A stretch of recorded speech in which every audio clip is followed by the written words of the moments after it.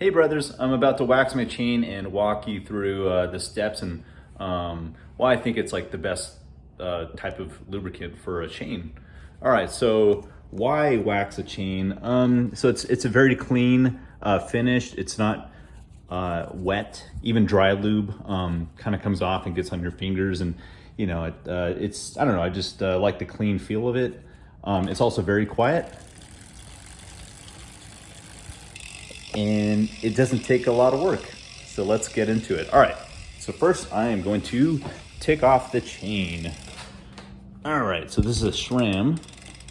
Gonna look for the link. And I'm gonna try to do this one-handed. Get in there, come on, come on. All right, so I don't do this very often. Usually I do it like every time there's a gravel race, on my road bike, maybe like, I don't know, almost every 2 months, something like that. So not very often. Oh no, I lost the link. Ooh, no, okay. All right, I'll find it in a bit. Okay, all right, so here's the chain. Now the next thing is to get it on something to dip it in. Oh, by the way, here's the crock pot. With the molten speed wax in it. It's already been turned on and heated. I have it at low setting. And by the way, this is a sonic cleaner. If I get a new chain, I'll drop it in here, put some soapy water and some solvent. Degreaser. Yeah, I use degreaser and just kind of make sure everything is out of the pins. And so I use this stuff here. Make sure, because all of the friction is in the pins and the ratchet, not the ratchet, flanges, right? So this whole process is about putting as much space between the two metal pieces, that being wax and tungsten dicarbide is what this black color comes from. So it's like basically little pieces of metal. The thing with wet and dry lubes is it doesn't get into the pins and latches enough, and so you get a lot of wear. So if you maintain it properly with waxing, a chain can last you forever. I wouldn't say forever, but a lot longer, right? So okay, so the next thing I'm going to do is, now, you can use something like just a hook, hanger like this, and just dip it in, right? That's easy. But what I like to use is a cable. So I'll lay it flat and kind of just start snaking it around.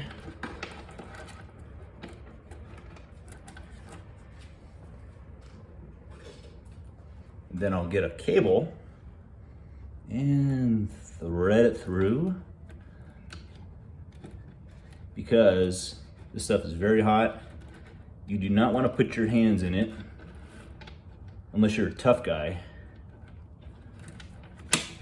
like some of those strong Scandinavian types, like a Sven or something, that can handle that kind of pain. I'm a puny American. I can't take that kind of pain. All right, so like that. Okay, and then I'll, so I have this little clippy thingy to make it a closed loop. Okay, and in we go. Hopefully you can see that. All right, so the tungsten dicarbide is the stuff that you want to get in. So you want to make sure you swish it around. And you can see the kind of the black splotchiness from the tungsten dicarbide and wax. You don't want it to accumulate like that.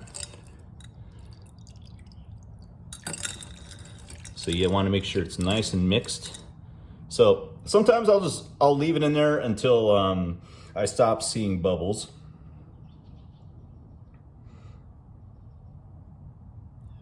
No new bubbles forming. That should be good enough. All right, then I take this and hang it. I can't really see what's going on. I'm just pointing. Hopefully you guys can see that. And that's it. Just let it sit for a bit. Maybe like 5 minutes. And then it's ready to go. It's really easy. Hey brothers, me again. It's been about 5 minutes, so I kind of forgot, like, there's some, stuff you have to do after to kind of help it unchunk. I don't know what the proper term is. But yeah, so when this gets cool, it's gonna be very stiff, right?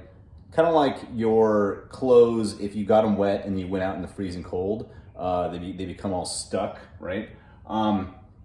So let's take a look at this. Hopefully you guys can see. Okay. All right, so the chain is actually a little bit warm still, which is fine.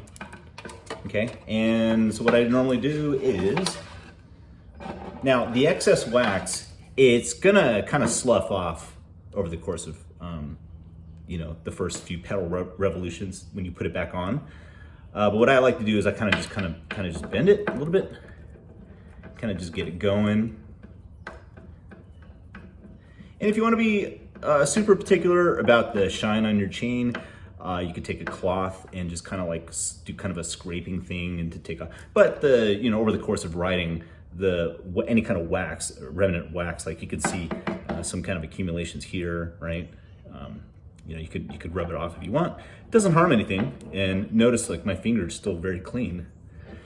So yeah, that's really it. And I don't know why, but the word I was constantly trying to remember was flanges, not latchet or ratchet or whatever I said. Anyways, the key thing is you get something between the pins and the flanges. And tungsten dicarbide with wax, a properly viscous wax, is the only thing that can do that. One note about using wet lubes and dry lubes is, in order for it to be effective, right? First of all, the issue with wet lubes and dry lubes is that you constantly have to continue applying it, right?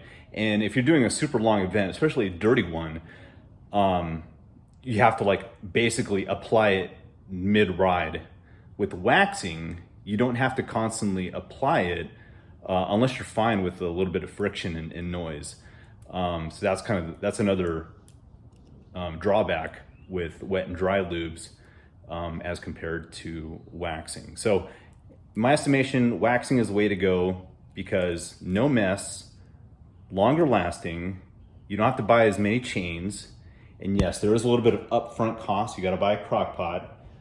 Now you don't have to get a sonic cleaner to take off the factory lube, but I just do that.